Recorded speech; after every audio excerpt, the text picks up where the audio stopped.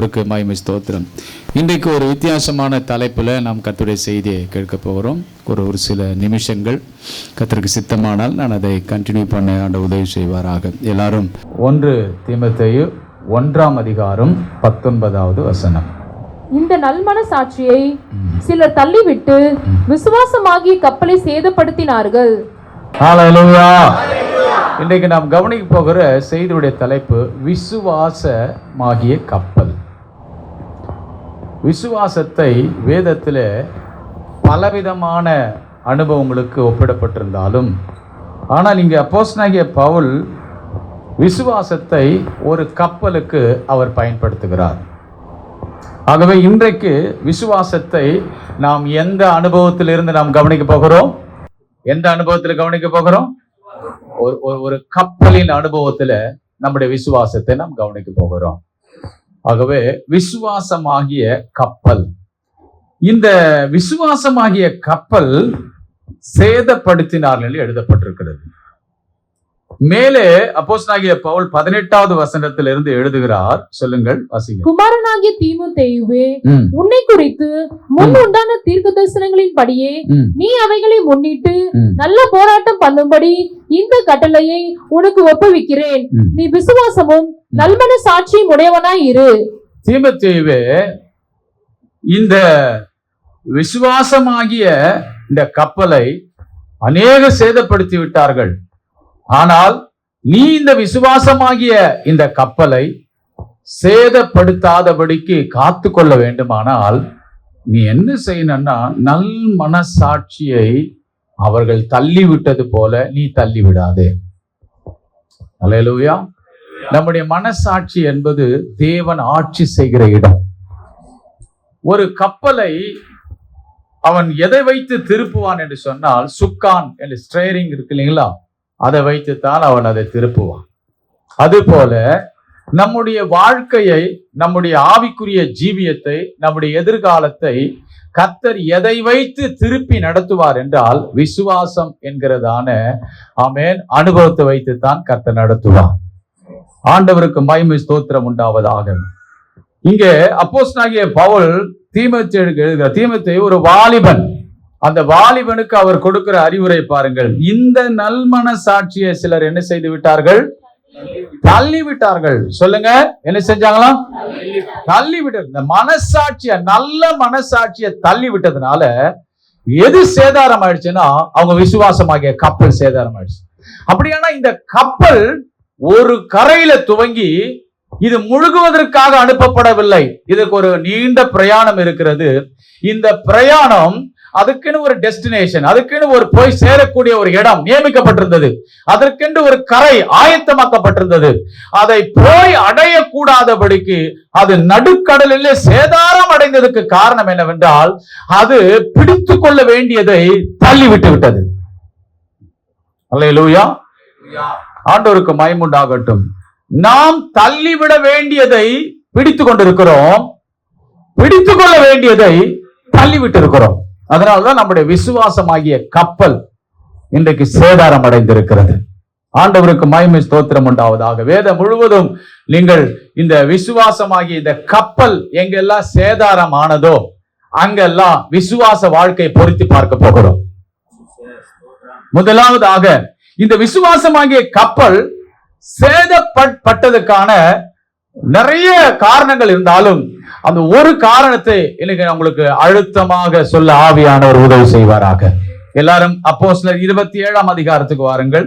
அப்போஸ்தலர் 27ஆம் அதிகாரம். கர்த்தருக்கு ஸ்தோத்திரம்.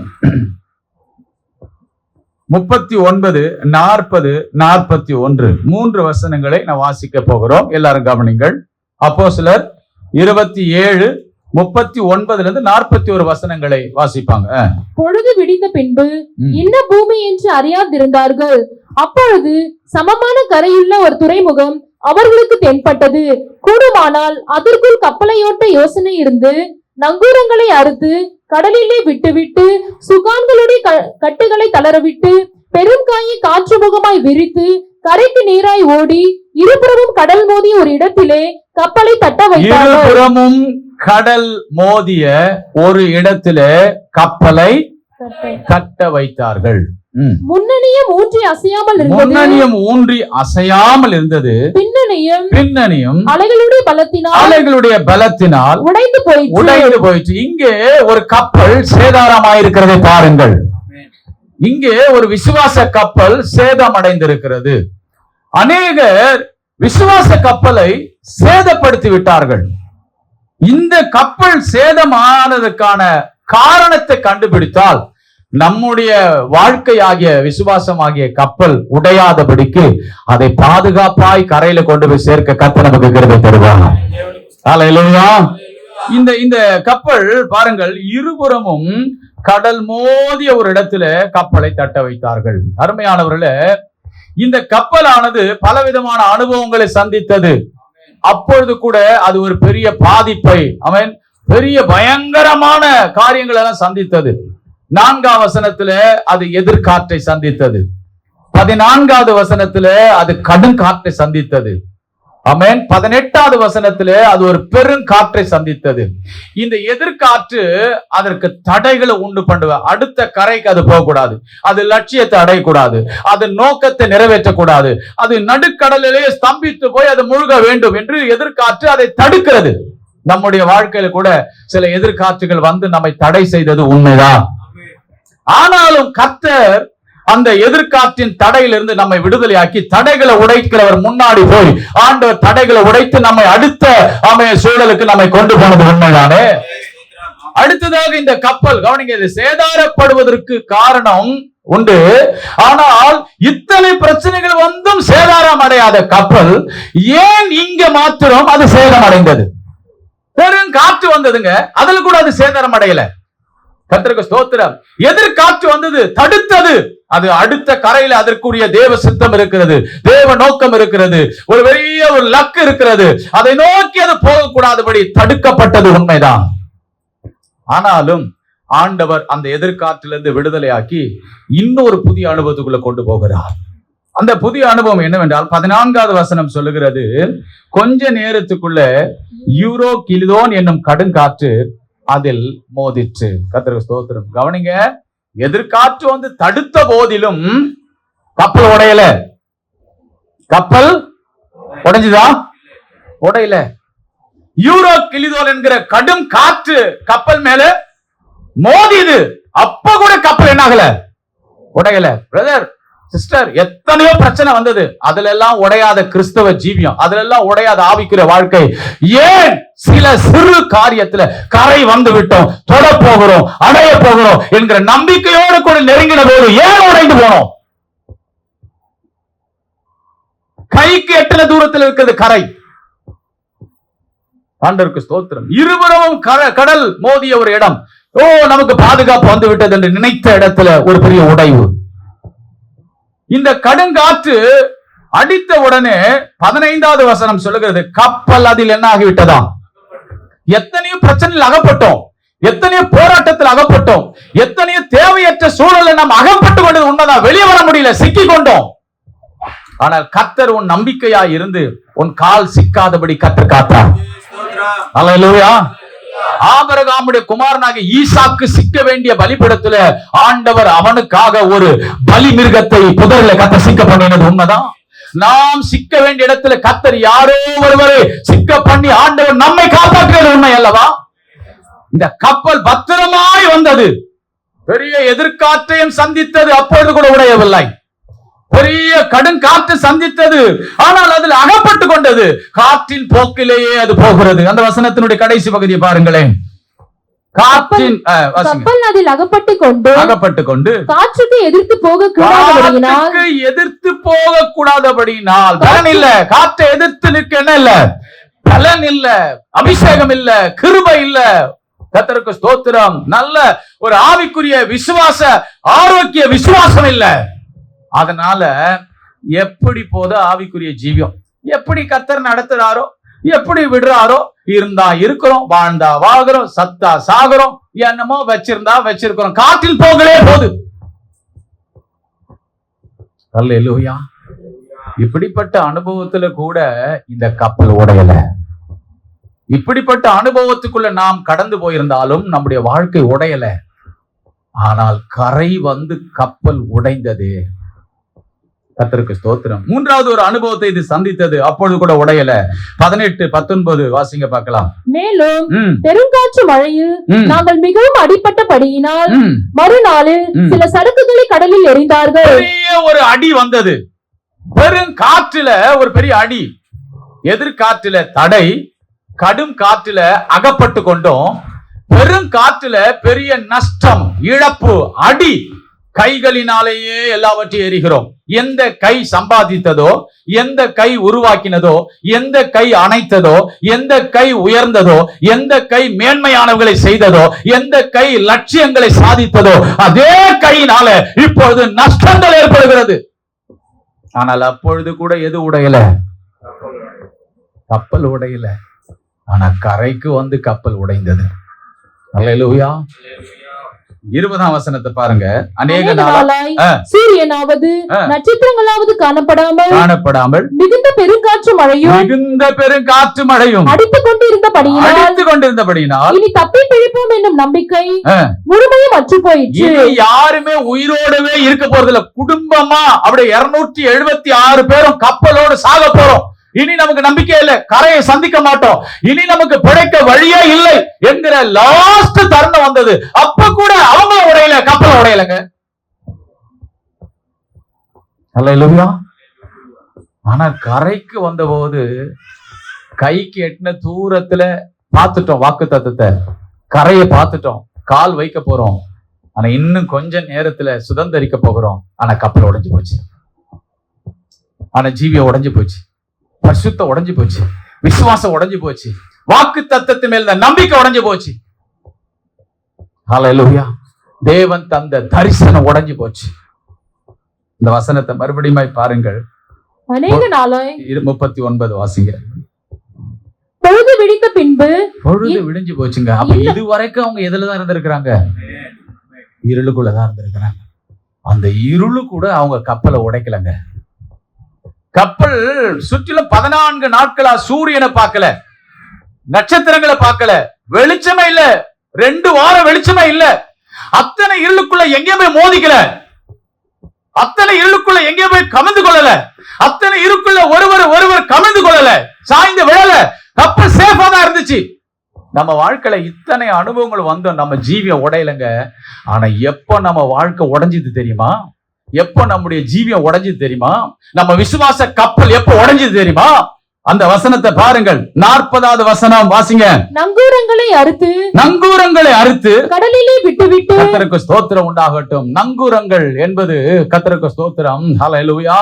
நமக்கு நம்பிக்கை கொடுக்கிற, நமக்கு மிகவும் சுற்றிலும் பாதுகாப்பா இருக்கிற, சுற்றுச்சூழலா இருக்கிற, நமக்கு மிகவும் நெருங்கினவர்களா இருக்கிற, மதில் சுவரா இருக்கிற இவர்கள் பக்கத்துல இருந்தால் போதும் என்று அந்த நங்கூரங்களை போட்டு விட்டாலும் கூட அவர்களால் கூட கப்பலை காப்பாற்ற முடியாது. நங்கூரங்களை இறக்கியாச்சு. சுக்கான்களுடைய கட்டுகளை தளர விட்டு பெரும் பாயை காற்று முகமாய் விரித்து கரைக்கு நேர கப்பல் கொஞ்சம் கொஞ்சமா நகருது. கிட்ட கப்பல் வந்துருச்சு. ஆமே, புது வருஷம் வந்துருச்சு, வாக்குத்தத்தம் வந்துருச்சு, கானான் வந்துருச்சு, மெலித்தா வந்துருச்சு. மெலித்தா என்றால் என்ன அர்த்தம்? மெலித்தா என்றால் இனிமையான அனுபவம் என்று அர்த்தம். இனிமையான அனுபவங்கள். இத்தனை கசப்பான அனுபவங்கள் எதற்காக? இத்தனை வேதனை நிறைந்த அனுபவங்கள் எதற்காக? இத்தனை பயங்கரங்கள் நிறைந்த அனுபவங்கள் எதற்காக? இத்தனை காற்றின் அனுபவங்கள் எதற்காக? ஒரு மெலித்தா என்கிற ஒரு இனிமையான அனுபவத்துக்கு தேவன் நம்மை கொண்டு சேர்ப்பதற்காகவே. ஆனால் அந்த அனுபவத்துக்குள்ள போவதற்குள்ளாகவே கப்பல் உடைந்து போய்விட்டது. காரணம் என்ன? ஆண்டவருக்கு மகிமை ஸ்தோத்திரம் உண்டாவதாக. 41ஆம் வசனத்தை மறுபடியும் வாசிக்க கேட்கலாமா? இருபுறமும் கடல் மோதிய ஒரு இடத்திலே கப்பலை கட்ட வைத்தார்கள். முன்னணியும் ஊன்றி அசையாமல் இருந்தது, பின்னணியும் அலைகளுடைய பலத்தினால் உடைந்து போயிற்று. 39வது வசனத்தின் நடு பகுதியை பாருங்க. அப்பொழுது சமனான கரை உள்ள, எல்லாரும் சொல்லுங்க, என்ன துறைமுகம் உங்களுக்கு தென்பட்டது? ஒரு சமமான ஒரு துறைமுகம், ஒரு சமாதானமான, ஒரு அமைதியான, நம்ம போய் அங்க தங்குவதற்கு ஏற்றதான ஒரு துறைமுகம் கண்ணுக்கு தெரிஞ்சது. அதுல போய் கப்பலை கொண்டு போனாங்க. அங்கதான் கப்பலை உடைஞ்சது. அல்லேலூயா. அந்த துறைமுகத்துல என்ன இல்லைன்னா ஆழம் இல்லாம போச்சு. எது இல்லைங்க பிரதர்? நீங்க பெருங்காற்றுல வந்தீங்க, கடும் காற்றுல வந்தீங்க, எதிர்காற்றுல வந்தீங்க, அப்ப கூட உங்க வாழ்க்கை உடையல, அப்ப கூட உங்க ஜீவியம் உடையல. ஆனால் கரைக்கு வந்த சற்று கொஞ்ச தூரத்துல வாக்குத்தத்தத்தை அடைய போறீங்க, மெலித்தாவுக்குள்ள வர போறீங்க, இனிமையான அனுபவத்துக்குள்ள வர போறீங்க, மகிமையான அனுபவத்துக்குள்ள வர போறீங்க, ஆச்சரியமான அனுபவத்துக்குள்ள. ஆனா கப்பல் உடைஞ்சு போச்சு. காரணம் என்ன? கப்பல் வந்த துறைமுகத்துக்குள்ள என்ன இல்ல? ஆழம் இல்லைங்க. பக்கத்துல கையை சொல்லுங்க. ஆவிக்குரிய வாழ்க்கையில கடந்த கால அனுபவங்கள்ல நல்ல சத்தமா சொல்லணும். கடந்த கால அனுபவங்களில எவ்வளவோ போராட்டம் வந்தது, எவ்வளவோ பிரச்சனை வந்தது, அதுல எல்லாம் கர்த்தர் காப்பாற்றினார். இருளுக்குள்ள கூட கடந்தோம், ஆனால் எத்தனை நஷ்டப்பட்டோம், எத்தனை இழப்புகளை சந்தித்தோம். அப்ப கூட வாழ்க்கை உடையல, அப்ப கூட விசுவாசம் உடையல. கரைக்கு வந்த போது கிட்ட வந்துட்டோம், கப்பல் உடைஞ்சு போச்சே. எல்லா விசுவாசிகளுடைய வாழ்க்கையும் முன்னாடி எப்படி இருக்கு தெரியுமா? அசையாம இருக்குது. நாங்க விசுவாச வீரர்கள், எங்களை போல பரிசுத்தத்துல யார், எங்களை போல ஜெபிக்கிறவங்க யாரும் இல்ல. ஆனா பின்னாடி எல்லா ஜீவியமும் எப்படி இருக்கு? உடைஞ்சு போச்சு. எல்லாருடைய ஆவிக்குரிய வாழ்க்கையினுடைய எல்லாமே உடைஞ்சு போச்சு. கப்பல் முன்னாடி எப்படி இருக்குங்க? ஊன்றி பயங்கர எங்களை மாதிரி கால் ஊன்றி விசுவாசத்துல நிக்கிறாள் யாரும் இல்ல பாஸ்டர். ஆனா பின்னாடி உடைஞ்சிருக்கிறது யாருக்கு தெரியும்? யாருக்கு தெரியாது, கர்த்தருக்கு மட்டும் தான் தெரியும். நம்முடைய ஆவிக்குரிய அந்தரங்க ஜீவியம் உடைக்கப்பட்டிருக்கிறது, பரிசுத்த ஜீவியம் உடைக்கப்பட்டிருக்கிறது, உண்மையின் வாழ்க்கை உடைக்கப்பட்டிருக்கிறது, வேற்றுமை ஜீவியம், பிரித்தெடுக்கப்பட்ட ஜீவியம் உடைக்கப்பட்டிருக்கிறது. ஆனால் வெளி தோற்றத்துல நம்மை போல ஒரு கிறிஸ்தவர்கள் யாருமே இல்லை, ஒரு அசைக்கப்படாதவர்கள் போன்ற ஒரு தோரணை. அந்த வசனத்தினுடைய கடைசி பகுதி சொல்லுகிறது, பின்னணியம் அலைகளுடைய பலத்தினால் நம்முடைய பின்னணியம் எல்லாம் உடைஞ்சு போச்சு. ஹல்லேலூயா. எதனால உடைஞ்சு போச்சு? அலை. ஹல்லேலூயா.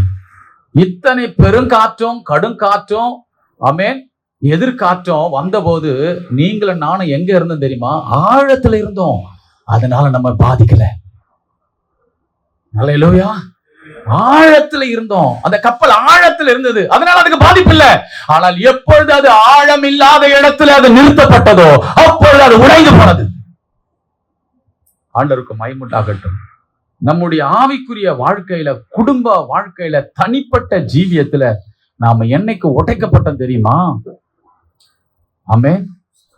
ஆதியில் அன்புல இருக்கும் பொழுது ஆழமா ஜீவிச்சோம், மணிக்கணக்கா ஜெபிச்சோம், மணிக்கணக்கா உபவாசிச்சோம், மணிக்கணக்கா சபைக்குள்ள உட்கார்ந்தோம், மணிக்கணக்கா தேவனை தேட ஆரம்பித்தோம். ஆனால் என்றைக்கு கர்த்தருக்கு ஸ்தோத்திரம், ஹல்லேலூயா, அன்னைக்கு எவ்வளவோ பெரிய பிரச்சனை எல்லாம் சந்திச்சோம். ஆனா அவைகள் எல்லாம் நம்ம என்ன செய்யல? அசைக்கல.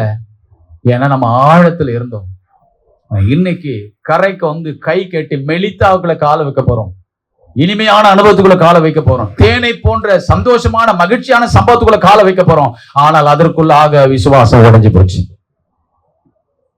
அதுக்கு ஒரே ரீசன் என்ன தெரியுமா?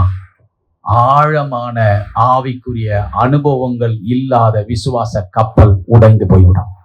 இதுவரைக்கும் எப்படியோ ஒரு தொனியில நீங்க போயிருக்கலாம், இதுவரைக்கும் யாரையா வீட்டுக்குள்ள ஜெபம் பண்ணிக்கலாம், அம்மாவோ அப்பாவோ பிள்ளைகளோ ஜெபம் பண்ணிக்கலாம், அந்த தொனியில உங்க வாழ்க்கை உங்க கப்பல் நகர்ந்திருக்கலாம். இதுவரைக்கும் யாரோ ஒருவர் உங்களுக்கு சப்போர்ட் பண்ணிருக்கலாம், உங்களை தூக்கி அதனால போயிருக்கலாம். இல்ல இல்ல, நீ கரைக்கு வந்துட்ட, உடைஞ்சு போச்சு கப்பல், இதை சீர்படுத்தினா மறுபடியும் எங்க போனாதான் இந்த கப்பலை நிறுத்த முடியும்? ஆழத்துக்கு கொண்டு போனாதான். இதுக்கு யாருடைய உதவி தேவை கிடையாது. கரைக்கு வந்த பேரு பல ஆட்களுடைய உதவி தேவை. ஆமா, உனக்கு பாஸ்டருடைய ஜெபம் தேவை, உனக்கு விசுவாசிகளுடைய ஐக்கிய ஜெபம் தேவை, உனக்கு எல்லாருடைய சப்போர்ட் இருந்தாதான் உன்னை மறுபடியும் கர்த்தர் ஆழத்துக்குள்ள கொண்டு போவார். நீ தனியால நின்று எதையுமே ஜெயிச்சு நீ ஆழத்துக்கு போயிட முடியாது. அல்லேலூயா, பிரைஸ் தி லார்ட். என்னென்ன ஆழம் நமக்கு இல்ல தெரியுமா? ஜப ஜீவியத்துல ஆழம் இல்லை, வேத தியானத்துல நமக்கு ஆழம் இல்லை, பரிசுத்தத்துல ஒரு ஆழல், பிரித்தெடுக்கப்பட்ட ஒரு ஜீவியத்துல ஆழல. இங்கதான் நம்ம பிரித்தெடுக்கப்பட்ட வாழ்வோம். ஆனா உலகத்துக்குள்ள போய் பாருங்க, எல்லாம் அப்படியே ஆட்டுக்குட்டியும் பன்றிகளும் போல, கழுவப்பட்ட பன்றி திரும்பவும் சேற்றில புரளுகிறது போல, நாய் தான் கக்கினதை திரும்பவும் தின்னுவது போல அப்படின்னு பேதுரு தன்னுடைய நிருபத்தில் எழுதி வைத்திருக்கிறார். கர்த்தருக்கு ஸ்தோத்திரம்.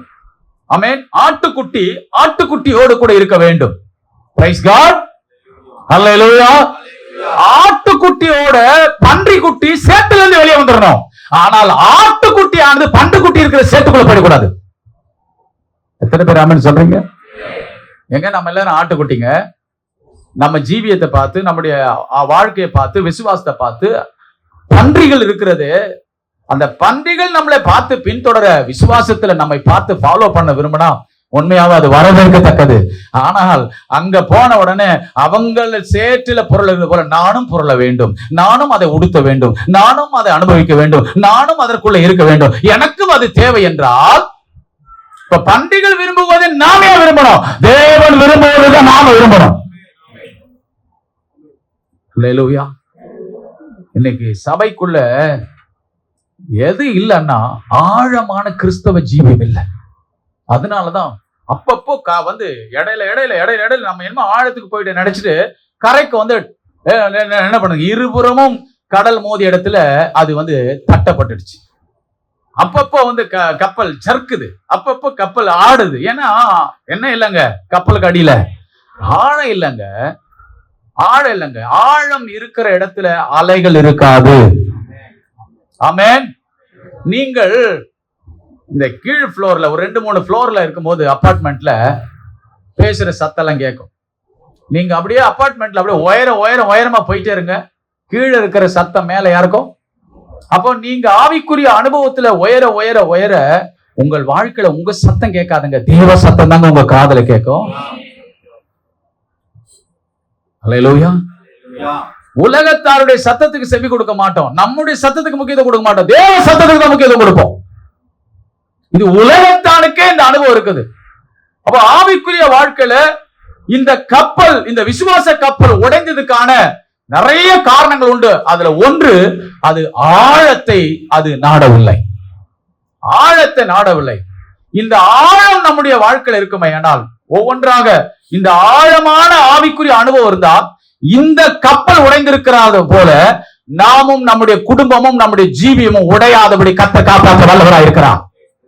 விசுவாசம் இல்லை உங்களுக்கு? அப்போ பக்கத்துல கை சொல்லுங்க, நமக்கு ஆழம் இருந்தா நம்ம எங்கேயும் உடைய மாட்டோம், நம்ம எங்கேயும் நொறுங்க மாட்டோம்.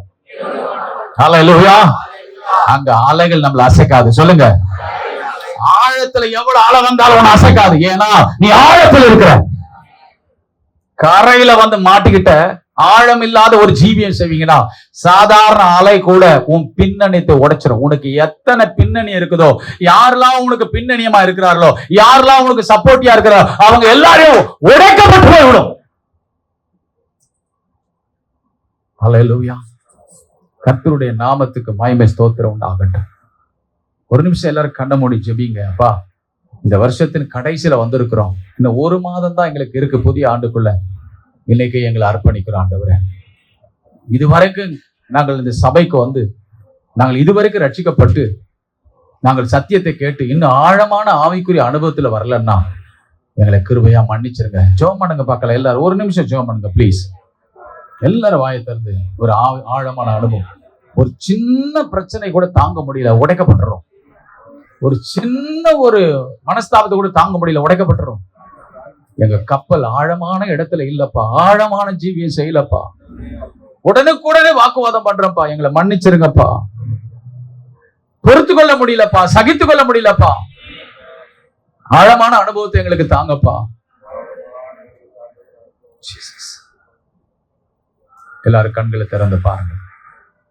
இந்த ஆவிக்குரிய ஆழமான அனுபவங்கள் யாருடைய வாழ்க்கையில இருக்கிறதோ அந்த கப்பல் உடையாதபடி கர்த்தர் ஆழமான துறைமுகம் இருக்கிற இடத்துல கட்டப்பட்டு பண்ணிருத்துவா. மேற்பார்வையில சமமா இருக்கிறது, ஆஹா இங்க சமாதானம் இருக்கிறது. மேற்பார்வையில அவர்கள் எல்லாவற்றிலையும் தேறினவர்கள் என்று போய் கப்பலை அங்க போய் நிறுத்தாதீங்க. ஆண்டவரே நம்முடைய துறைமுகம், ஆண்டவரே நம்முடைய ஆமென் என்னது நம்முடைய எல்லாமே அவர்தான். அவர்கிட்ட போய் நம்ம கப்பலை நிறுத்தணும். நீங்க மனிதனிடத்துல போய் உங்க கப்பலை நிறுத்தின மனிதர்கள் ஆழம் இல்லாதவர்கள். நம்ம ஆண்டவர் அவர் பாதாளத்துக்கு இறங்கினவர், அவர் பரலோகத்துக்கு ஏறினவர். அவருக்கு உயரமும் தெரியும், அவருக்கு ஆழமும் தெரியும். ஏன்னா அவர் சொல்லுகிறார் அவருடைய அன்பின் ஆழம், அவருடைய அன்பின் நீளம், உயரம், அப்புறம் அகலம். அவரை போல ஆழத்தை அறிந்து உணர்ந்தவர்கள் ஒருவரும் இல்லை. எத்தனை பேராம சொல்றீங்க? ஹல்லேலூயா. ஆண்டவர் என்ன சொல்ல வர்றாரு? இதுவரைக்கும் ஆழமே இல்லாம ஜீவித்தது போதும், அதனால நீ பாதிக்கப்பட்டதும் போதும், உன் வாழ்க்கை உடைக்கப்பட்டதும் போதும். ஆனால் இனி அப்படி இராதே. உன் விசுவாசமாகிய கப்பல் சேதாரப்படாதபடிக்கு நீ ஆழத்துக்குள்ள வா. கர்த்தர் நம்மை ஆழத்துக்குள்ள கொண்டு வர விரும்புகிறார். நம்முடைய தேவ சுபாவங்கள் ஆழமான சுபாவங்களாக நம்மை மாற்றிக்கொள்ள வேண்டும். அல்லேலூயா. படத்துல வரைகிறது அழித்து விடலாம், ஆனால் சிற்பியால் செதுக்கப்பட்டது எவரால் அழிக்க முடியாது. அப்படித்தான் ஆழமான அனுபவங்கள். மேல் தோற்றமாய் நீங்கள் உங்களுக்கென்று ஒரு சித்திரம் போன்ற ஒரு வாழ்க்கையை வரைந்து கொண்டால், நீங்களாகவே வரைந்து கொண்டால் உங்கள் வாழ்க்கை அது அழிக்கப்பட்டு விடும் அல்லது அழிக்கப்பட்டு விடும். ஆனால் தேவன் நல்ல சிற்பாசாரியா இருக்கிறார். அவர் கையால் உங்கள் வாழ்க்கை செதுக்கப்பட நீங்கள் ஒப்பு கொடுத்தால் ஆழமான அனுபவத்துக்குள்ள கடந்து கொண்டு விடுவீர்கள். நீங்கள் உங்களை செதுக்கிக் கொள்ளாதிருங்கள். உங்களை செதுக்குகிற நல்ல அருமையான சிற்பி ஒருவர் இருக்கிறார். அவரிடத்துல போய் நின்றால் ஒரு ஆழமான அனுபவத்தை கர்த்தர் நமக்கு கற்றுத் தருவார். இந்த ஆழமான அனுபவத்தை நம்முடைய வாழ்க்கையில நாம் பெற்றிருந்தால் நாம் ஒருபோதும் நம்முடைய விசுவாச கப்பல் எங்கேயும் உடையாதபடி கர்த்தர் காப்பாற்றுவார். நம்முடைய வேலை ஸ்தலம், ஸ்கூல், காலேஜ், நம்முடைய ஊழிய பாதை, ஊழிய ஸ்தலங்கள், உற்றார் உறவினர், இனஜன பந்துக்கள் எல்லா நிலையிலையும் கர்த்தர் நம்மை உடைய விட மாட்டார். நாம் இன்னைக்கு எல்லா இடத்துலயும் அப்படி தொட்டா போதும் கப்பல் உடைஞ்சு போச்சு. ஆனா எல்லாரும் வெளி தோற்றத்துல இவங்களுக்கு என்னங்க குறை? ஐயோ, இவங்களை போல விசுவாசி யாரும் இல்லைங்க. வெளி தோற்றம், முன்பாகம், முன் தோற்றம் அவ்வளவு ஃபெய்த், முன் தோற்றம் அவ்வளவு ஜபம், அவங்கள போல அப்படி ஜபம் பண்ண மழையே வந்துடும். ஆனா அவங்க பின்னாடி கொஞ்சம் லைட்டா ஷேக் பண்ணி பார்த்தா போதும், உடைஞ்சு போயிடும். ஹல்லேலூயா, ஹல்லேலூயா, ஹல்லேலூயா. முன்பக்கம் அசையாம இருக்குது. இது என்ன அர்த்தம் தெரியுமா? மனிதன் எதை பார்ப்பான், ஆனா தேவன் பார்க்கக்கூடியது உன் பின்பக்கம், உன் பின்னணி, உன் ஜெப ஜீவியம், உன் பரிசுத்த வாழ்க்கை, உன் விசுவாச ஜீவியம், உன் ஆவிக்குரிய காரியம், உன் பின்னணி, உன் மறைந்திருக்கிற அந்தரங்க ஜீவியத்தை கர்த்தர் எதிர்பார்க்கிறார். எல்லாரும் வெளித்தோற்றத்துல நம்முடைய ஜீவியத்தை பார்த்து, நம்ம விசுவாசத்தை பார்த்து, வாயின் அறிக்கையை பார்த்து எல்லாரும் ஏமாந்து போகலாம், ஆனா கர்த்தர் ஏமாந்து போக மாட்டார். ஹல்லேலூயா. இந்த ஆழமான ஆவிக்குரிய அனுபவங்கள் நம்மிடத்துல இருக்குமே ஆனால் நம்முடைய விசுவாச கப்பல் ஒரு நாளும் சேதப்படாது. அப்போ இந்த ஆழமான ஆவிக்குரிய அனுபவங்கள் இருக்கிற இடத்துல என்ன அனுபவங்கள் வெளிப்படும்? ஒரு சில காரியங்களை சொல்லி நான் ஜெபம் பண்ண போறேன். கர்த்தருக்கு ஸ்தோத்திரம். ஆமே. ரொம்ப விவரமா இல்ல, பாயிண்ட் மட்டும் சொல்ல போறேன், குறிச்சுக்குங்க. கர்த்தருக்கு ஸ்தோத்திரம். முதலாவதாக ஏன்னா இந்த கப்பல்ல தேவனால் சந்திக்கப்பட்டு தேவனால் நடத்தப்பட்டு இந்த உடைந்த கப்பலையும் கப்பல் இருக்கிற அத்தனை பேரும் கரை சேர்த்தவர் யாரு? அப்போஸ்தலனாகிய பவுல். அப்ப அவருடைய ஆவிக்குரிய ஆழமான அனுபவத்தை நம்ம பின்பற்றணும். இந்த கப்பலை உடைஞ்சதை கண்ணால பார்த்தவரு, இந்த கப்பல்ல இருக்கிறவங்களை தப்ப பண்ணினதை கண்ணால பார்த்தாரு, முழுக்க முழுக்க தேவனுடைய நடத்துதலை கண்ணால பார்த்தவர். அவருடைய ஆழமான ஆவிக்குரிய அனுபவங்கள். அவர் எங்கேயாவது அப்போஸ்தலனாகிய பவுல் அவருடைய விசுவாசமாகிய கப்பல் உடைந்ததை வேதத்துல எங்கேயாவது காட்டுங்க பார்க்கலாம். அவர் ஜீவியம் எங்கேயாவது உடைந்திருக்கிறத காட்டுங்க பார்க்கலாம். காரணம் என்ன? அவ்வளவு ஆழமான ஜீவியம் செய்தவர். அப்ப ஆழமான ஆவிக்குரிய அனுபவம் உள்ளவர்களிடத்துல காணப்படக்கூடிய அனுபவங்கள் என்ன? நம்பர் 1 எல்லாரும் எடுத்துக்கொள்ளுங்கள் பார்க்கலாம். 2 கொரிந்தியர், அப்போஸ்தலனாகிய பவுல் எழுதின 2 கொரிந்தியர் 11ஆம் அதிகாரம், கர்த்தருக்கு ஸ்தோத்திரம், 30ல இருந்து 33 வரைக்கும் வாசிக்க பார்க்கலாம். நான் மேன்மை பாராட்ட வேண்டுமானால் ஆ. என் பலவீனத்திற்கு அடுத்தவைகளை குறித்து மேன்மை பாராட்டுவேன். என்ன சொல்ல வராரு? நான் மேன்மை பாராட்ட வேண்டுமா, என்னை உயர்த்த வேண்டுமானால் நான் எதை குறித்து நான் உயர்த்தணும்னா என்னுடைய பலவீனத்தை தான் நான் அதிகமா சொல்லணும் அப்படின்னு அர்த்தம். என் பலவீனத்தை தான் சொல்லணும் அப்படி இல்ல. அப்படின்னா எப்ப பார்த்தாலும் உங்க வியாதி, உங்க பலவீனம், உங்க பிரச்சனை பத்தி பேசணும்னு அர்த்தமா? அதெல்லாம் அர்த்தம். என்ன மேன்மை பாராட்ட வேண்டிய இடத்துல, அதாவது எல்லா இடத்துல நம்ம பிரச்சனை பேசுறோம் அப்படி பேசாதீங்க. உங்களை மேன்மை பாராட்டக்கூடிய ஒரு சூழ்நிலை வருதுன்னா, நான் முடியாத ஆளுங்க, என்னால இதெல்லாம் சாதிக்கவே முடியாதுங்க, நான் இதுக்கெல்லாம் ஒரு பொருட்டே இல்லைங்க, நான் ஒரு குப்பங்க, மேன்மை பாராட்ட ஒரு சூழ்நிலை வரும்போது அங்க உன்னை உயர்த்தாத உன் பலவீனத்தை உயர்த்து. அல்லேலூயா. நம்ம எல்லா நேரத்திலும் நம்ம பிரச்சனை சொல்லிட்டே கிடப்போம், அதல்ல. அந்த மேன்மை, எல்லாரும் நல்ல மேன்மை பாராட்ட வருவாங்க. கல்யாண வீட்டுக்குள்ள எல்லாரும் வராங்க, நல்லா எல்லாம் விலையேற பெற்ற பொருட்களை போட்டுக்கிட்டு நல்லா கல்யாண வீட்டுக்கு வராங்க. ஆனா அந்த கற்சாடி வெளியே நிக்குது. கற்சாடி வெளியே நிக்குது. கற்சாடிய உன்னை எப்படி கர்த்தர் பயன்படுத்தினார்? நாங்க எல்லாரும் இவ்வளவு பிரகாசமா இருக்கிறோம், இவ்வளவு நல்ல மேக்கப் போட்டிருக்கிறோம், நாங்க இவ்வளவு அழகா நல்ல ட்ரெஸ் பண்ணிட்டு வந்துக்கிறோம், நீ கரு கருன்னு ஒண்ணுத்துக்கு உபயம் இல்லாத அப்படி சொர சொரன்னு அவன் யாருக்குமே பக்கத்துல வரக்கூடாத அளவுக்கு இருக்கிற உன்னை அப்படி உள்ள கூட்டு வந்தார். அது சொல்லும், நான் அதுக்கு தகுதியே இல்லை. அது தன் பலவீனத்தை மேன்மை பாராட்டும். ஆமாங்க ஆமாங்க ஆமாங்க ஆமாங்க, உங்களுக்கு தெரியுமா, ஐயோ எங்க ஊர்ல நான் தாங்க பெரிய ஆளு, அப்படி சொல்லவே இல்லை.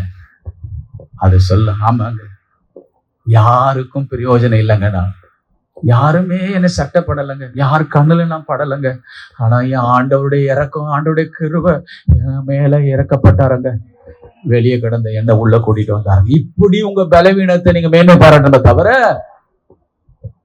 அல்லேலூயா, கர்த்தருக்கு ஸ்தோத்திரம். பாருங்க வாசிங்க. என்றென்றைக்கும் ஸ்தோத்திரிக்கப்பட்ட தேவனும் நம்முடைய கர்த்தராகிய இயேசு கிறிஸ்துவின் பிதாவுமானவர் பொய் சொல்லுகிறது இல்லை என்று அறிவார். தமஸ்கு பட்டணத்து பாருங்க, அவர் சொல்ற ஒரு சம்பவத்தை சொல்லி, நான் பொய் சொல்லலன்னு தேவன் அறிவார். ஏனென்றால் நான் இந்த அனுபவத்துக்குள்ள போனேன். இந்த ஆவிக்குரிய ஆழமான அனுபவத்தை அவர் இங்க முன்வைக்கிறார். பாருங்க, நான் பொய் சொல்லல, தேவனுக்கு சாட்சி நீ எழுதிட்டு அடுத்து சொல்றாரு, தமஸ்கு பட்டணத்து அரேத்தா ராஜாவினுடைய சேனை தலைவன் என்னை பிடிக்க வேண்டும் என்று தமஸ்குடைய பட்டணத்தை காவல் வைத்து காத்தான். என்ன ஒருத்தன் பிடிக்கணும்னு என்ன செஞ்சான்? காவல் காத்தான். அடுத்து பாருங்களேன். அப்பொழுது நான் கூடையிலே வைக்கப்பட்டு, எங்க வைக்கப்பட்ட? என்ன வைக்கப்பட்ட? வைக்கப்பட்டு எதன் வழியா? இந்த பட்டணத்துக்குள்ள போகும்போது பட்டணத்தின் வாசல் வழியா போனாரு. எந்த வழியா போனாருங்க? வாசல் வழியா போனாரு. இப்போ எந்த வழியா வராரு? திருட்டு வழியா வராரு. திருட்டு வழியா வராரு. அல்லேலூயா. யாரும் தன்னை பார்த்திடக்கூடாது. எவ்வளவு பெரிய அப்போஸ்தலன், எவ்வளவு பெரிய பரிசுத்தவான், எவ்வளவு பெரிய விசுவாச வீரன். இது அவருடைய ஆவிக்குரிய தோல்வி நினைக்கிறீங்களா? இது அவருடைய ஆவிக்குரிய ஆழமான விசுவாச அனுபவம் நினைக்கிறீங்களா? ஏன் தெரியுமா? அவர் இயேசுவிடத்துல வரும்போது குதிரை மேல வந்தவர், அவ்வளவு அதிகாரங்களை பெற்றவர், சட்டங்களை பெற்றவர், குதிரை மேல வந்தவர். இப்போ இயேசுவுக்குள் தன் வாழ்க்கை அர்ப்பணிச்ச உடனே, எந்த நிலைமையிலும் நான் மனரம்பியமாக இருக்க கற்றுக்கொள்வேன், எந்த சூழலில் நான் மனரம்பியமாக இருப்பேன். ஆண்டவர் என்ன குதிரையில கொண்டு போனாலும் சரி, ஒருவேளை என்ன கூடையில கொண்டு வந்து நிறுத்தினாலும் சரி, என்னை உயர்த்தினாலும் சரி, என்னை தாழ்த்தினாலும் சரி, ஆண்டவரே என் விசுவாசமாக கப்பல் உடையாது. ஆண்டவரே, சில நேரங்களில் நம்முடைய வாழ்க்கை துவங்கும் போது எனக்கு இருந்தால்தான் வாழ முடியும், இது இருந்தாதான் வாழ முடியும், வீடு இப்படி இருக்கணும், பணம் இப்படி இருக்கணும், பொருள் இப்படி இருக்கணும், இந்த உபகரணம் இருந்தாலும் என்னால வாழ முடியும். அதெல்லாம் ஆவிக்குரிய அனுபவம். நீ கர்த்தருக்குள் வரும்பொழுது உன்னை குதிரை மேல கர்த்தர் சவாரி செய்ய வச்சிருப்பாரு. நீ ஆவிக்குரிய வாழ்க்கையில ஆழமா வர வர வர உன்னுடையவைகளை எல்லாம் கர்த்தர் கூடையில இறக்குறது போல உன்னுடையவைகளை எல்லாம் கர்த்தர் காணாமல் போக பண்ணி, இனிமே அவர் கொடுக்கிற உயர்வில் நீ வாழ வேண்டும் என்று உன்னுடையவைகளை இல்லாமல் ஆக்கி அவர் உடையவைகளை உனக்கு உன்னுடையவர்களாக மாற்றுகிறவர் நம்முடைய தேவன்.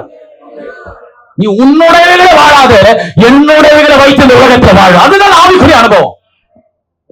உங்க பக்கத்தில் கையை பிடிச்சு சொல்லுங்க, உங்களுடையவைகளை வைத்து வாழ்வதல்ல உங்களுடையவைகளை இழந்து தேவன் உடையவைகளை வைத்து வாழ வேண்டும். அதுக்காகத்தான் உங்களை கூடையில இறக்குவார். கூடையா குதிரையா? கேளுங்க பக்கத்துல, கூடையா குதிரையா? ஆமா, ஒரு நாள் குதிரையில வந்தேன். குதிரையில வந்தவனுக்கு தான் சூரிய ஒளி பட்டு கண்ணு போச்சு. நீ உயரத்துல போ வேணான்னு சொல்ல, கத்தர் உன்னை உயர்த்துற வரைக்கும் கூடையில உட்கார்ந்துரு. அல்லேலூயா. சமுத்திரத்துல இருந்த பாதுகாப்பா, கூடையில இருந்த பாதுகாப்பா? மீனுக்கு சமுத்திரம் இருந்த பாதுகாப்பா? பெரிய மீன் வந்து சாப்பிடாதா?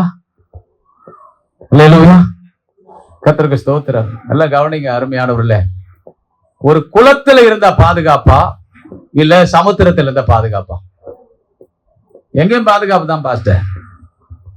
அப்படிதான் நம்ம சேஃப்டி ஜோனை நம்ம பிடிச்சிட்டு இருக்கிறோம், கம்பஸ் ஜோனை நம்ம பார்த்துட்டு இருக்கிறோம். கர்த்தர் அதுல இருந்து ஒரு நாள் இறக்கிடுவார். ஏன் இறக்குறார் தெரியுமா? ஏன் இறக்குறார் தெரியுமா? உங்களை அவமானப்படுத்த கிடையாதுங்க, ஆவிக்குரிய அனுபவங்களை கற்றுக் கொடுக்க. உன்னுடைய கம்ஃபர்ட் ஜோன்ல இருந்து நீ என்ன மகிமைப்படுத்தாத, என்னுடைய கம்ஃபர்ட் ஜோனுக்கு வா, நான் உன்னை உயர்த்தணும். உனக்கு இருக்கிறவைகளை வைத்து என்னை மகிமைப்படுத்தாத, உனக்கு இருக்கிறவைகளை நான் கீழே கொண்டு போய் என்னுடைய ஆசீர்வாதத்தை உனக்கு தந்து அதுல நான் உன்னை மேல கொண்டு வரணும். எதுங்க மகிமையான அனுபவம்? இந்த ஆவிக்குரிய ஆழமான அனுபவத்துக்கு உங்களால ஒப்பு கொடுக்க முடியுமா? அல்லேலூயா, அல்லேலூயா. இந்த கப்பல் எப்படி உடையும்? இந்த கப்பல் உடையுமா? அன்னைக்கு நீ குதிரையில வந்தியப்பா, இன்னைக்கு என்னப்பா நீ ஏசு ஏசுன்னு சர்ச்சுக்கெல்லாம் போய் இவ்வளவு பிரசங்கத்தை கேட்டு இவ்வளவு விசுவாசமா வாழ்ந்து என்னையா கடைசியில குதிரைக்கு வந்துட்டு இவ்வளவு பெரிய ஆடி கார் வச்சுக்கிட்டு இப்போ ஒண்ணுமே இல்லாத முட்டு சந்தில உட்கார்ந்து இருக்கிறியாப்பா? கேக்குறாங்களா உலகம்? ஆமாமா, உடைஞ்சு போச்சு என் வாழ்க்கை. இந்த வார்த்தை வந்த உடனே நம்ம கப்பல் என்ன ஆயிடுச்சு? உடைய கூடாதுங்க. குதிரையில இருக்கும் போதும் அவர் தேவன் தான், நான் கூடையில உட்கார்ந்து இருந்தாலும் அவர் தேவன் தான். ஹல்லேலூயா, ஹல்லேலூயா. எல்லாருடைய கண்ணுக்கு முன்பதாக உயரத்துல இருந்த என்னை அவர் கீழே இறக்கி எனக்கு தாழ்மையை கற்றுக் கொடுத்து, எனக்கு வாழ்க்கையை கற்றுக் கொடுத்து, இப்பொழுது என்னை உயர்த்திறம் பாரடா என்று உயர்த்தி இப்போது கவனமாக வாழ செய்ய வைக்கிறவர் என் தேவன். முன்கூட்டியே என்னுடைய ஆசீர்வாதங்களை வைத்து என்னுடைய திறமையை வைத்து வாழ்ந்து மனம் போல போக்கிற வாழ்ந்து, ஆனா இப்போ அவர் என்னை ஆசீர்வதிக்கும் போது அந்த ஆசீர்வாதத்தை கவனமாக பயன்படுத்துவேன். அந்த ஆசீர்வாதத்தின் மேல உண்மையா உத்தரவாதத்தோடு இருப்பேன். அதை நான் வீணான வழியில செலவு செய்ய மாட்டேன். இப்ப சொல்லுங்க, உங்களுக்கு பாடத்தை கற்றுக் கொடுக்கத்தானே கூடைக்கு கொண்டு வந்தாரு? ஹல்லேலூயா, ஹல்லேலூயா. அந்த ஆழமான அனுபவம் இருக்கிற இடத்துல இப்படிப்பட்ட விசுவாச அறிக்கை இருக்கும். நீங்க சொல்லணும், இன்னும் நம்ம ரட்சிக்கப்பட்டு இன்னும் இருக்கிறதெல்லாம் ஆமென் எல்லாம் போயிட்டே இருக்குதே நினைக்காதீங்க. கர்த்தருக்கு ஸ்தோத்திரம். திராட்சை ரசம் காலி ஆகாம அவர் அற்புதம். ஆனா இயேசு இருக்கிறாரு.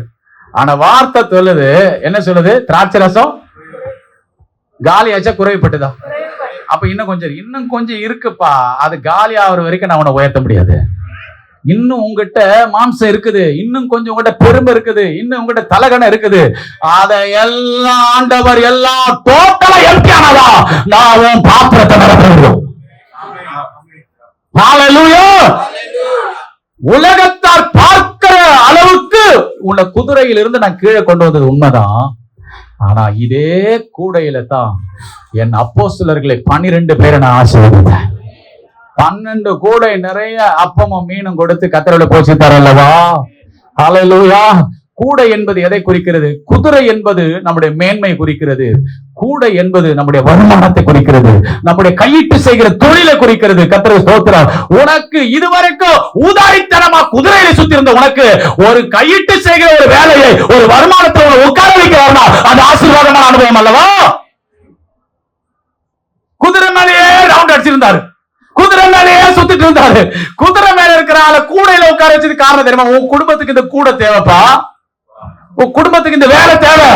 எதுக்காக உன்னை இங்க உட்கார வச்சிருக்கிறாரு? எதுக்காக இந்த சம்பாத்தியம் உனக்கு தேவை? ஓ, அந்த குதிரை மேல ஊதாரித்தனமான வாழ்க்கை போகலாம், ஆனால் கூடை ஒரு நாள் உன்னை விட்டு போகாது. ஏனென்றால் அந்த அப்பத்தையும் கூடையும் ஆசீர்வதிக்கிறவர் நம்முடைய தேவனாகிய கர்த்தர். எத்தனை பேர் ஆமென் சொல்றீங்க? ஹல்லேலூயா, ஹல்லேலூயா. ஆண்டவருக்கு மகிமையுண்டாகட்டும். ஆகவே இருக்கிற அந்த கொஞ்ச வருமானத்துல அதை ஒரு கூடையா நினைத்துக் கொள்ளுங்க. நீ கையிடும் வேலையில எல்லாம் உன் தேவனாகிய கர்த்தர் உன்னை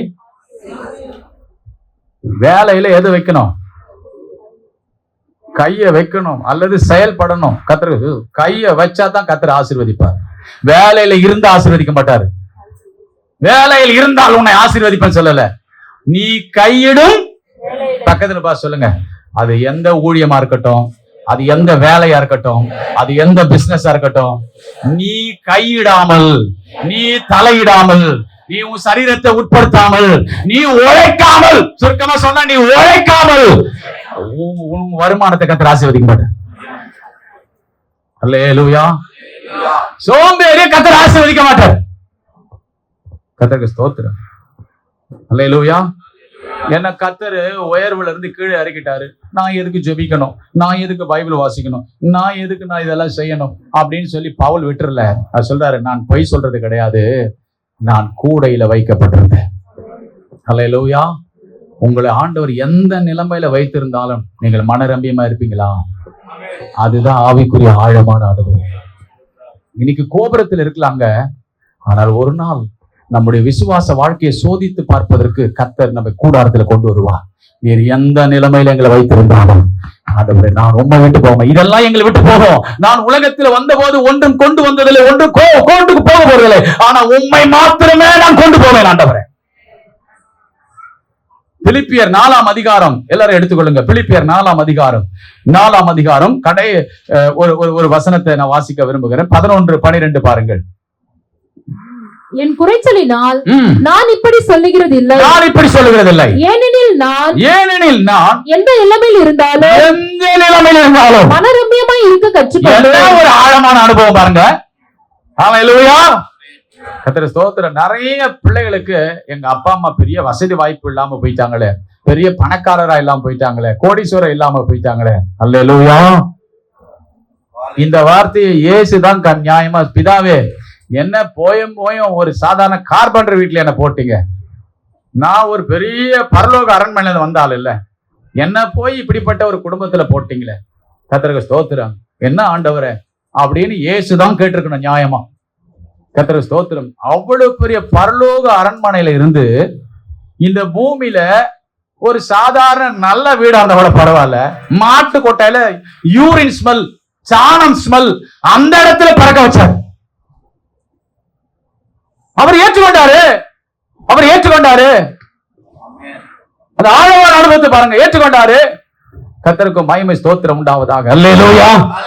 தேவனுடைய பிள்ளைகளை ஒரு ஆவிக்குரிய ஆழமான அனுபவத்துக்குள்ள வரணும். வெளி தோற்றத்தை பார்த்து மக்கள் ஏமாந்து போகலாம், ஆனா என்ன வந்தாலும் உன் பின்னணி உடையாதபடி ஆவிக்குரிய ஜீவியத்தை காத்துக் கொள்கிறாரு.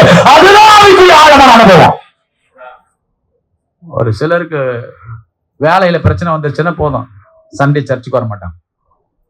வீட்டை சுற்றிலும் பிரச்சனை வந்தா போதும், அவ்வளவுதான். ஏங்க கொஞ்சம் ஜுரம் வரட்டுமே, கொஞ்சம் ஒரு கோல்டு ஆகட்டுமே, அவ்வளவுதான், சர்ச்சுக்கு வர மாட்டோம். ஆனா வீட்டுக்குள்ள பிரச்சனை வரட்டுமே, என்னத்த சபைக்கு போய் இந்த பாஸ்டர் பிரசங்கத்தை கேட்டு. விசுவாசமாகிய கப்பல் முன்னாடி எப்படி இருக்குது? அசையாமல் ஊன்றி இருக்கிறது. பின்னாடி என்ன ஆயிடுச்சு? சாட்டர்டே உடைஞ்சு போச்சு. சண்டே வந்தா தானே நான் இதை கட்டி மறுபடியுமா நல்ல பாடி பில்டர் எல்லாம் கட்ட முடியும். எங்க ஆணி அடிக்கணும், எங்க தேய்க்கணும், எங்க பூட்டணும், இங்க வந்தா தானே அதை செய்ய முடியும். நீங்க வீட்டுக்குள்ள இருந்தா இன்னும் ரொம்ப உடையும் கப்பல். அல்லேலூயா. ஹல்லேலூயா. ஒரு முறை ஒரு பெரிய தேவ மனிதருடைய சகோதரி, அவங்களுக்கு டிபி வியாதி சிறுகுடல்ல வந்து அவங்க விசுவாசத்துல அவங்க ஜீவிச்சுட்டு இருக்கிறாங்க. அப்படியே அந்த வலி அடி வயிற்றுல ஆபரேஷன் பண்ண முடியாத சூழ்நிலை, கொஞ்சம் வயசாயினவங்க. அப்போ அந்த வலி வரும்போது அப்படியே பிடித்து கொண்டு, கர்த்தருக்கு ஸ்தோத்திரம், அவங்க சகோதரி என்ன பண்ணுவாங்க, அப்படியே உருண்டு பிறழுவாங்க அறையில. ஆண்டவரே ஆண்டவரே ஆண்டவரே அப்பா, வலியில இருந்து சுகந்தாங்க. அப்படியே ஜப அவள்தான். அப்படியே அந்த இறுக்கி பிடிச்சிட்டு படுத்துருவாங்க. இதை பார்த்துட்டு சில உடன் ஊழியர்கள், அந்த சபையில அவர் தான் தலைமை பாஸ்டர், உடன் ஊழியர்கள் சிஸ்டரை போய் பார்க்க வரலான்னு போனா, ஐயோ சிஸ்டர் பயப்படாதீங்க சிஸ்டர், கர்த்தர் காப்பாற்றிடுவார் சிஸ்டர். அவங்களுக்கு ஆவியில வந்து பாருங்க, என்ன பார்த்து பரிதாபப்படுவ ஊழியத்துக்கு வந்தீங்க. என்ன ஒரு ஆழமான அனுபவம் பாருங்க. ஆமா பிரதர், என்னை யாருமே பார்க்க வர, நீங்களாவது வந்தீங்களே அப்படின்னு ஒப்பாரி வைக்கல. வந்தவங்களோட பரிதாபத்தை கேன்சல் பண்ணாங்க. யாரை பார்த்து பரிதாபப்படுறீங்க? என்னை பார்த்து பரிதாபப்பட தேவன் இருக்கிறார். எத்தனை பேருக்கு ஆமென் சொல்றீங்க? ஹல்லேலூயா. முதல்ல போய் உங்க ஊழியத்தை பாருங்க. முதல்ல போய் மக்கள், பாதிக்கப்பட்ட மக்களுக்கு ஜெபம் பண்ணுங்க. சொன்னாங்க பாருங்க, அவங்க வெட்கப்பட்டு போயிட்டாங்க. அப்ப வந்தவங்களுக்கு என்ன அனுபவம் இல்ல? ஆழமா. ஹல்லேலூயா, ஹல்லேலூயா. அந்த வசனத்தை பாருங்க. நான் எந்த நிலைமையில் இருந்தாலும் மனரம்பியமா அப்படின்னு அர்த்தம். திருப்தியா இருக்க கற்றுக்கொண்டேன். எந்த நிலைமை வந்தாலும். ஆமா, நேற்று பிரியாணி, இன்னைக்கு பழைய கஞ்சி. கர்த்தருக்கு ஸ்தோத்திரம். தோத்திர ஆண்டவரே. அல்லேலூயா. ஆமென். நேற்று மரக்கறி, இன்னைக்கு தலைக்கறியா. கர்த்தருக்கு ஸ்தோத்திரம். எந்த சூழ்நிலை எது கிடைச்சாலும் பரவாயில்லங்க. நான் மனரம்பியமா இருக்கட்டும். நான் மனரம்பியமா இருக்கட்டும். கறி சாப்பிட்டு எவ்வளவு நாள் ஆச்சு? உனக்கு கண்ணேலி ஆண்டவர், எங்க அப்பா அம்மா கிட்ட பேச மாட்டீங்களா? அதுக்காகலாம் ஒரு ஆழமே இல்லாத ஒரு ஜெபம். அல்லேலூயா. இருக்கோ இல்லையோ ஆண்டவரே, நீர் எது தந்தாலும் தோத்திர ஆண்டவரே. அல்லேலூயா. ஆமே. ஒரு நாள் சுட சுட கொடுப்பாரு, எலியாவுக்கு கொடுத்தது போல. ஒரு நாள் கூடையில வச்சு ஆறினதை கொடுப்பாரு. கர்த்தருக்கு ஸ்தோத்திரம். எது கொடுத்தா என்ன? கர்த்தர் கொடுக்கிறாரு, அதுக்காக ஸ்தோத்திரம் சொல்லுங்க. அல்லேலூயா. கர்த்தர் கொடுத்ததுக்காக நீங்க எது கொடுத்தாலும் ஸ்தோத்திரம் பண்ணிட்டீங்கன்னா, அப்புறமா யோபு மாதிரி நீங்க ஸ்தோத்திரம் பண்ண. கர்த்தர் கொடுத்தார், கொடுத்தது எடுத்துருவார். கஞ்சி உனக்கு வேணாமா? உனக்கு ஊறுகாய் வேணாமா? துவையல் வேணாமா?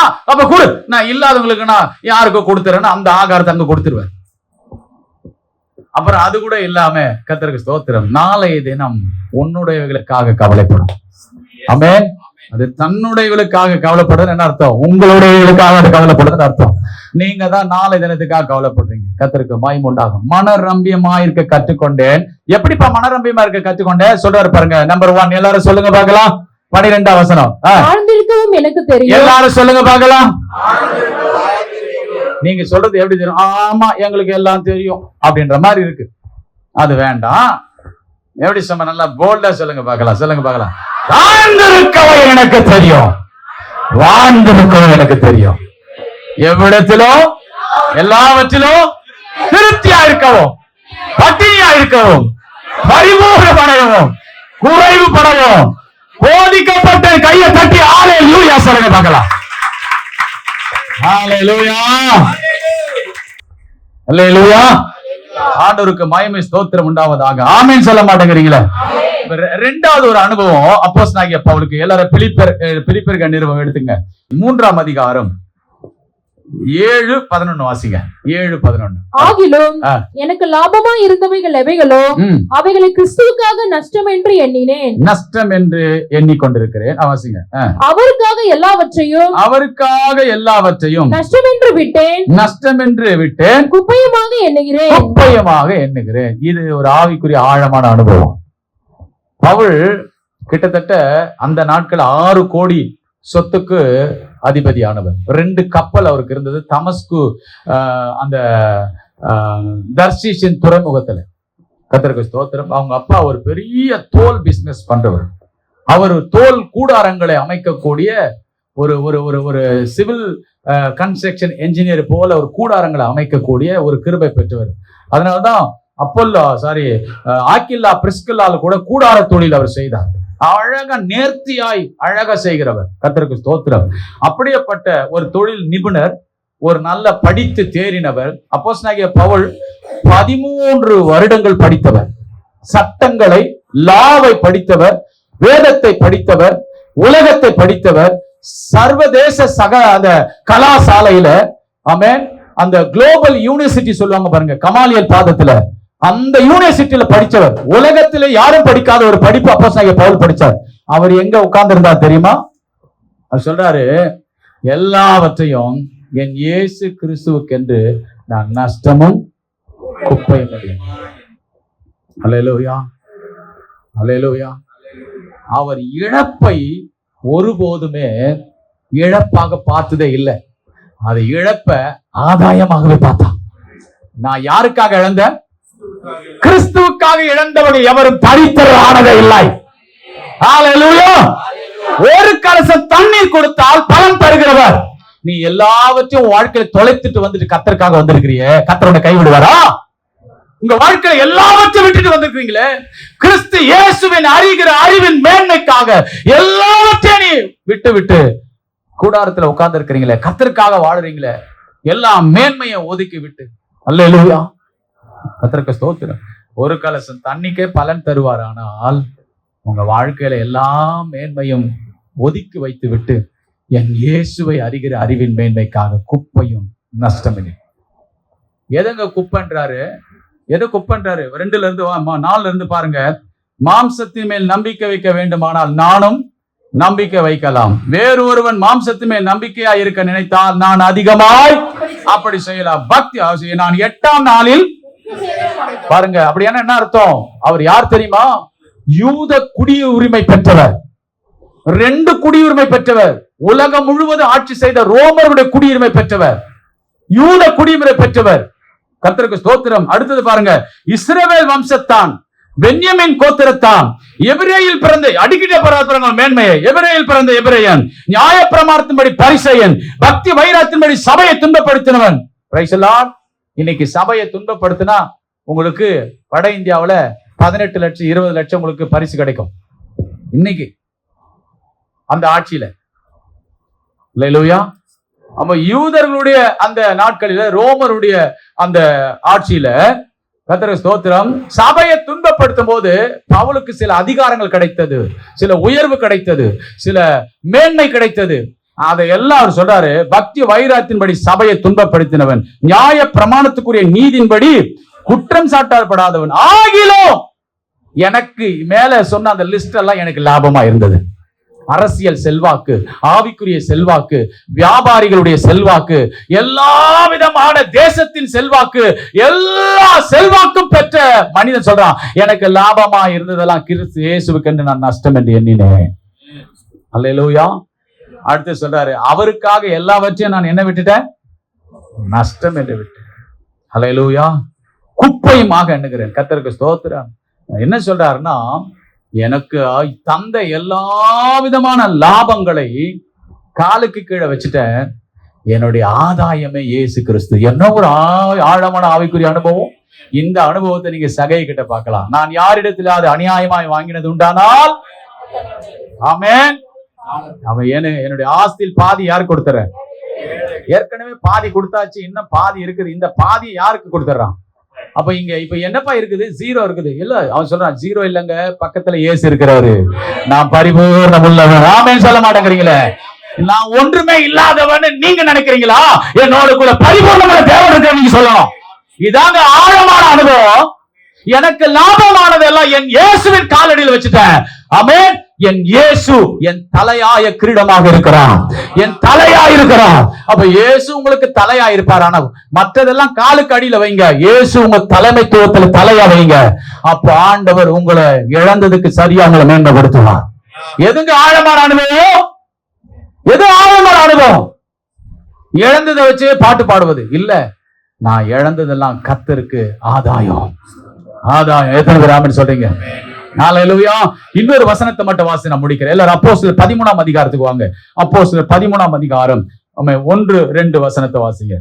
அந்தியோகியா பட்டணத்தில் உள்ள சபையிலே, அந்தியோகியா பட்டணத்தில் உள்ள சபையிலே பர்னபாவும் நீகர் என்னப்பட்ட சிமியோனும் சிரேனா ஊரானாகிய லூகியும் கார்பங்கு தேசாதிபதியாகிய ஏரோதுடனே கூட வளர்க்கப்பட்ட மனாயினும் சவுலும் தீர்க்கதரிசிகளாயும் போதகர்களாயும் இருந்தார்கள். எல்லாரையும் விட்டுடுங்க. 2 பேர் மட்டும் சொல்றேன். பர்னபாவையும் சவுலை எடுத்துங்க. பவுல், இவங்க 2 பேரும் ஆதி அப்போஸ்தலர் காலத்துல இருந்த முதல் தலைமை சபை. அந்த தலைமை சபை எங்க இருந்ததுன்னா அந்தியோகியா, எருசலேம்ல அந்தியோகியா என்ற இடத்துல இருந்தது. அதுதான் தலைமை சபை. அந்த தலைமை சபையில ஆயிரக்கணக்கான மக்கள் இருக்கிறாங்க. கர்த்தருக்கு ஸ்தோத்திரம். கிட்டத்தட்ட 6ஆம் அதிகாரத்திலேயே 20,000க்கு மேற்பட்ட மக்கள். அப்போ 13ஆம் அதிகாரத்துல இன்னும் ரட்சிக்கப்பட்ட மக்களை கர்த்தர் சபையில சேர்த்துக்கிட்டே இருக்கிறாரு. ஆனா 13 வருஷம் கமாலியல் பாதத்துல டாக்டரேட் PhD படிச்சவன், பெரிய யூனிவர்சிட்டியில படிச்சவன் எங்க உட்கார்ந்து இருக்கிறான்? சபையில உட்கார்ந்து இருக்கிறான். அல்லேலூயா, அல்லேலூயா. நான் கமாலியல் இடத்துல படித்தவன். ஹalleluya. நான் ரோம குடியுரிமை பெற்றவன்.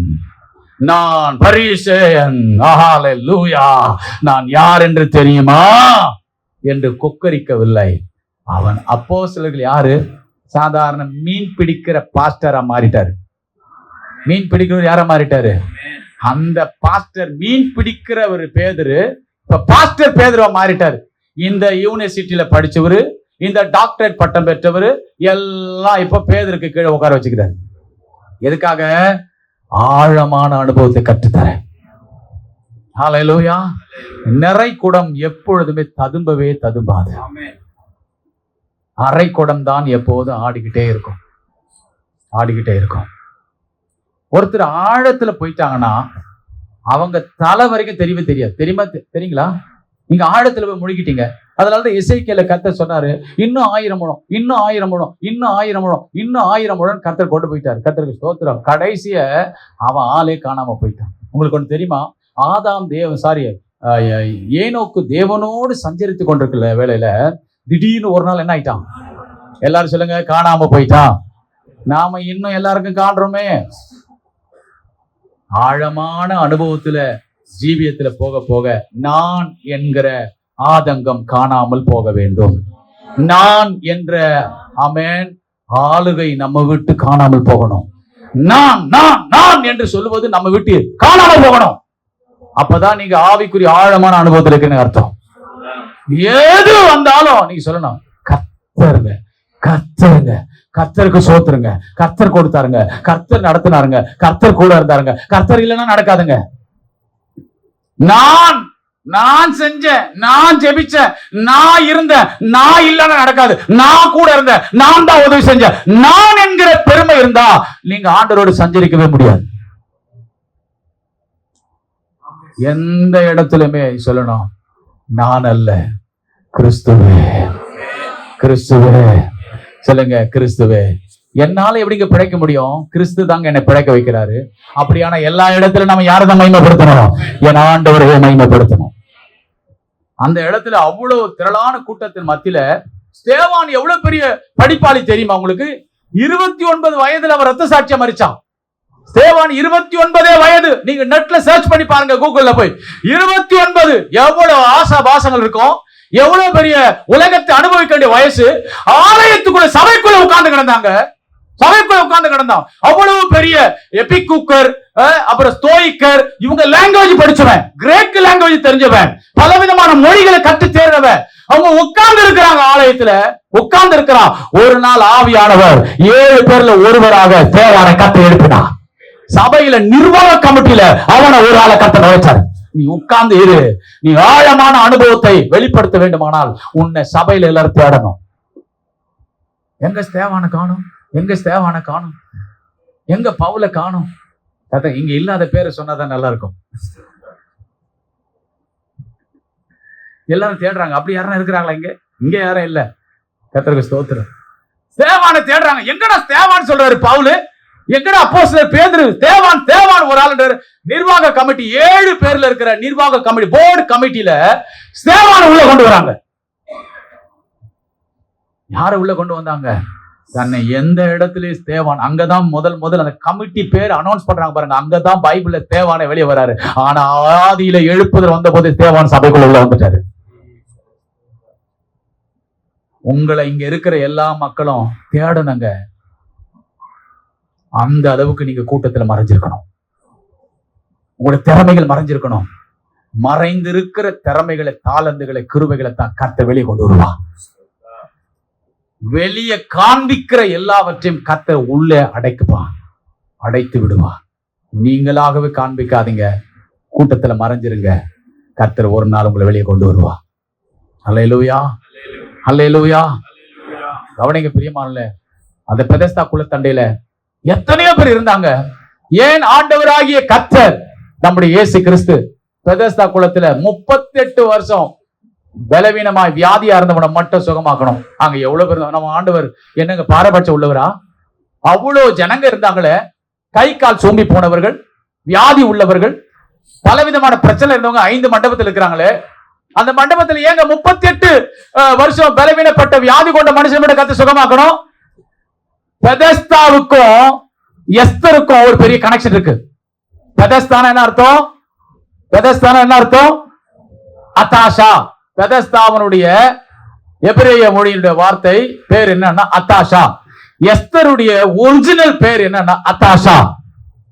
அத்தாஷான்னு அர்த்தம்.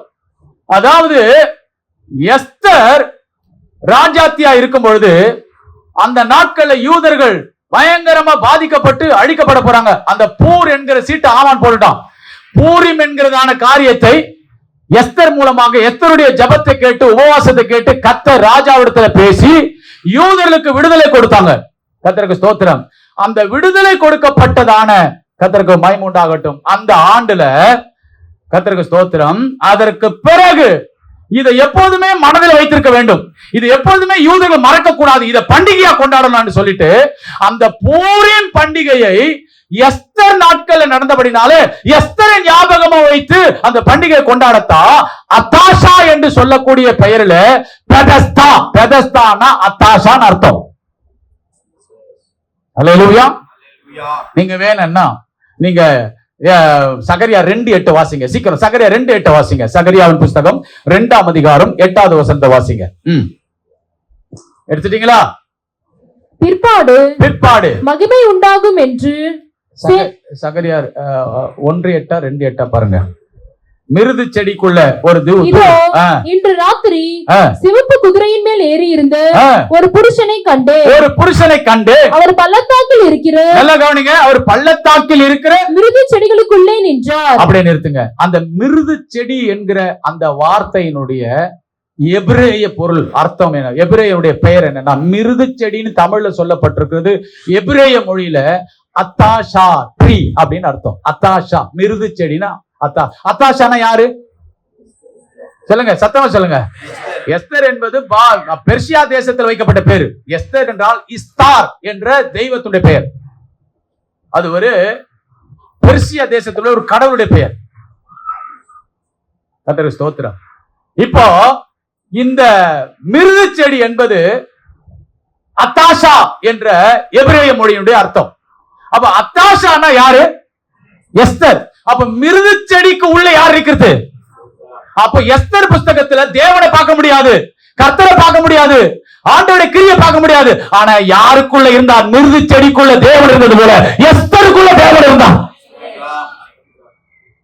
அப்ப இந்த யூதர்கள் எல்லாம் காப்பாற்றப்பட்டு பூரிம் என்கிற நாள் வந்து எல்லாரும் அது வருஷம் ஞாபகமா பண்டிகை கொண்டாடணும். இந்த பண்டிகையை கொண்டாடுவதற்காகத்தான் புதிய ஏற்பாட்டுல என்ன செஞ்சாங்க தெரியுமா? கர்த்தருக்கு ஸ்தோத்திரம். பெதஸ்தா என்கிற ஒரு குலத்தை அவர்கள் செஞ்சாங்க இயேசு கிறிஸ்து பிறப்பதற்கு முன்பதாக. ஆனால் அந்த பெதஸ்தா குலத்தண்டையில பூரிம் பண்டிகையை கொண்டாட வருஷம் வரும் பொழுது யாரோ ஒருவர் சொன்னாங்களாம், ஒரு வேத அறிஞர் சொல்றாரு, அந்த குலத்தை தேவதூதன் கலக்குவான்னு சொல்லி. அதனால எங்கேயோ இருக்கிற வியாதிஸ் எல்லாம் வந்து படுத்தாங்களாம். அங்கேயே 1க்கு 2க்கு எல்லாம் போய் அந்த இடம் நாட்டம் எடுக்க ஆரம்பிச்சிருச்சு. அதனால அந்த இடத்துல ஜனங்கள் பண்டிகை கொண்டாட வரவில்லை. அது வியாதியத்திற்காக விடப்பட்டு நாட்டம் எடுக்கக்கூடிய இடமா இருந்தது. கர்த்தருக்கு ஸ்தோத்திரம்.